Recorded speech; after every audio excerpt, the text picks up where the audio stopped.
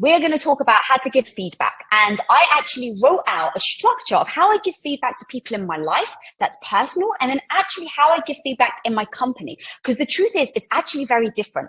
Like, I don't show up and give feedback in the same way. So I wanted to actually separate them, because I do give feedback in a very different style. And so I couldn't, in all honesty, come on here and be like, this is how you give feedback, because it's very different. So I'm going to start with personal. So the reason, the first thing I ask myself with personal is, what is your goal? Like, why do you actually want to give someone in your life the feedback? And so I've given some examples. I've got some examples with people in my family. My mum was about, let's say, 5 years ago, she fluctuated growing up. So she went from borderline anorexic to obese.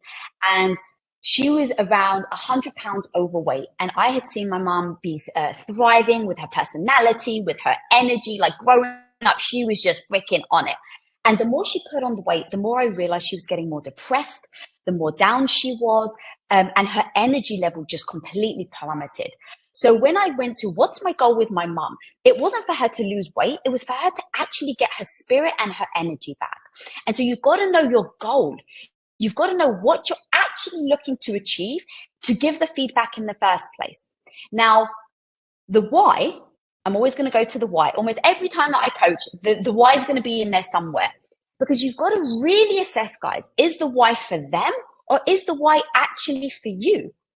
You've got to know your motive behind why you're giving the feedback. So the motive for me was, my goal was for my mum to get more energy. The motive is that she can be around for a very, very long time.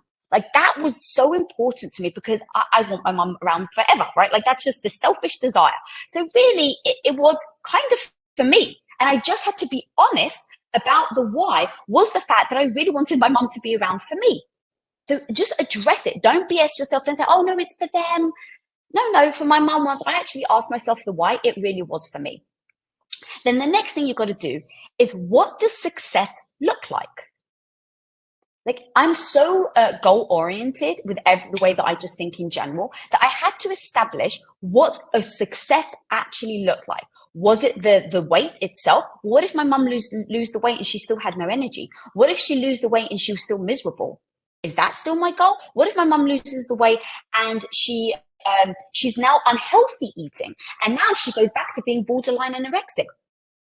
Well, it isn't just the weight, right? That's why I had to then see, what does success looks like? It was her to change her habits in a healthy way, so that as a result, she would lose the weight and then bring. So I had to really establish that what success looked like was for her to change her habits. That is so going to be imperative as you start to give someone feedback. Like, I do all the internal work first. I don't just try and blurt out what I think someone should do. I have to really do that self-work of, why do I think that? What is important? And then again, what does success look like? So with my mom, it was for her to change her habits, where she was going to unhealthy foods that were creating a knock-on effect of her weight and her mood and her depression. Okay, then the next thing is, you have to look at the relationship dynamic, because the way that I am going to talk to my mum may be very different than how I talk to Tom or how I talk to my dad. So when it's your family, you have to look at, what's that relationship dynamic that you have with that person. And maybe it's not even family, let's say friends. What's that relationship dynamic? You have to establish that. Because the next thing is, you have to build the trust. So if it's a friend, if it's someone in your life, do you actually have the trust already built into that relationship? This is imperative, because if you don't have the trust, then once you give that feedback, they may dismiss you. So you have to make sure that you've built the trust in that relationship first to give that feedback. So for me, my mum obviously has seen me as the younger daughter for a long time. But for me and Tom, we've created our own dynamic from day one as being equal. So as our dynamic is equal, I've built trust. I've been with Tom now for 23 years. So I've built the trust with him already. So now you can imagine, if he asks me for feedback, which I'm going to get to, but if I give the feedback, I've built 23 years of credibility with my husband, I built 44 years of, that's how old I am. I built 44 years of credibility with my mum, that they both know that I love them, and that's it. They know that I love them. That doesn't come into doubt. So now as I start to give the feedback, I start to remind myself and them in the language that I use, which will be the next thing I get to, that they can trust me, that I have their best interest at heart.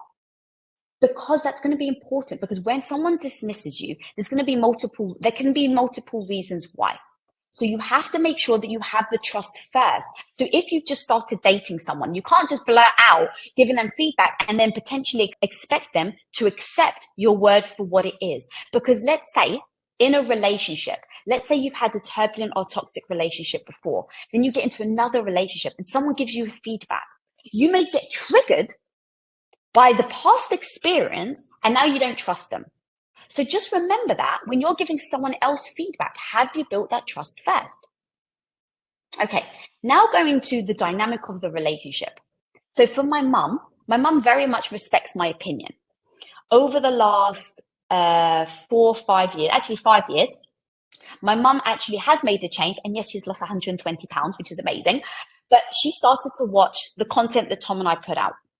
And so over time, going from being her daughter to now being a person of opinion, I'm not quite sure, like a thought leader, if you will, that she's actually now started to listen and respects my opinion and my feedback.